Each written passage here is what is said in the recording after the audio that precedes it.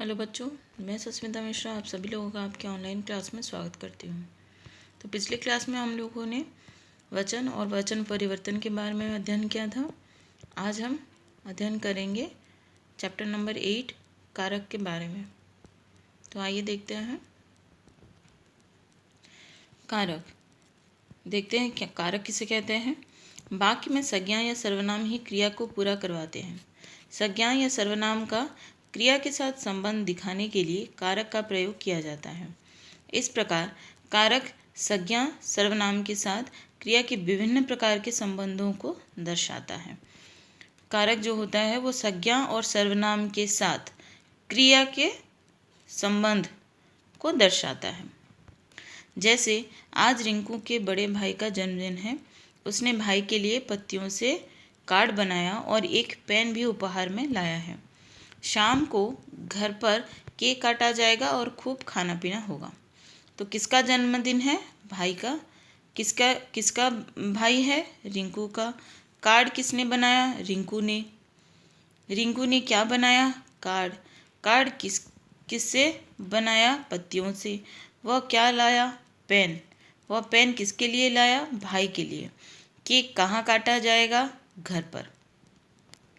तो आप यहाँ पे देख सकते हैं कि यहाँ पे क्रिया के साथ संबंध बनाने के लिए का, ने, के लिए, से इनका प्रयोग किया गया है। तो इन्हीं को कारक चिन्ह कहते हैं। वाक्यों में संज्ञा सर्वनाम पदों का क्रिया के साथ संबंध बताने के लिए ने, से, के लिए, पर आदि चिन्हों का प्रयोग किया गया। ये ही कारक चिन्ह हैं। इन्हें कारक परसर्ग भी कहा जाता है। अब देखते हैं कारक के भेद। कारक के 8 भेद होते हैं। ये हमें याद रखना बहुत ज़रूरी है कि कारक के 8 भेद होते हैं। पहला है कर्ता, कर्म, करण, संप्रदान, अपादान, संबंध, अधिकरण और संबोधन।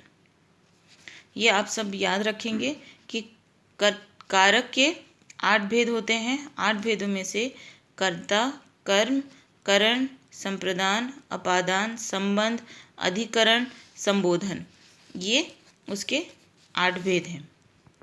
अब आते हैं कर्ता कारक पे। कर्ता अर्थात करने वाला। कर्ता मतलब जो काम करता है, जो क्रिया, जिसके द्वारा क्रिया होता है। वाक्य में जिस संज्ञा सर्वनाम पद के द्वारा क्रिया के करने का बोध होता है वह कर्ता कारक कहलाता है। जिसके द्वारा क्रिया होता है उसे कर्ता कारक कहते हैं। दूसरे शब्दों में जो क्रिया को संपन्न करता है, जो क्रिया करता है, जो काम करता है, उसे कहते हैं कर्ता। जैसे छात्रा ने दौड़ लगाई। तो यहाँ पे छात्रा, किसने दौड़ लगाई? छात्रा ने दौड़ लगाई। तो छात्रा यहाँ पे कर्ता कारक है। और ने जो कि कर्ता कारक का विभक्ति चिन्ह है। दौड़ लगाई, तो यहाँ पे ये लगाई जो है ये क्रिया है।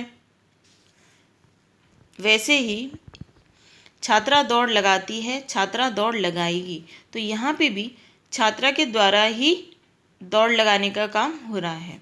तो यहाँ पे छात्रा जो है वो कर्ता कारक है। ने का प्रयोग वर्तमान और भविष्यत काल की क्रिया होने पर नहीं होता। भूतकाल में भी क्रिया सकर्मक हो तभी ने का प्रयोग होता है। जैसे विदुर खाना खाता है वर्तमान काल में। उदित अभी बाजार जाएगा भविष्यत काल। नीरजा खुश हुई भूतकाल अकर्मक क्रिया। स्मिता ने दूध पिया भूतकाल सकर्मक क्रिया। कभी कभी कर्ता कारक के लिए को विभक्ति का प्रयोग भी होता है। अतः विभक्ति चिन्ह से भ्रमित नहीं होना चाहिए। वाक्य की संरचना और अर्थ की गहराई को समझना चाहिए। सविता को काम सीखना चाहिए। नेताओं को जनता के हित में काम करना चाहिए। तो कभी कभी कर्ता कारक के लिए को विभक्ति का भी प्रयोग होता है। सिर्फ ने का नहीं, को का भी प्रयोग होता है। सविता को काम सीखना चाहिए। किसको काम सीखना चाहिए? सविता को। तो क्रिया जो है वो सविता के द्वारा ही होगा। ठीक है।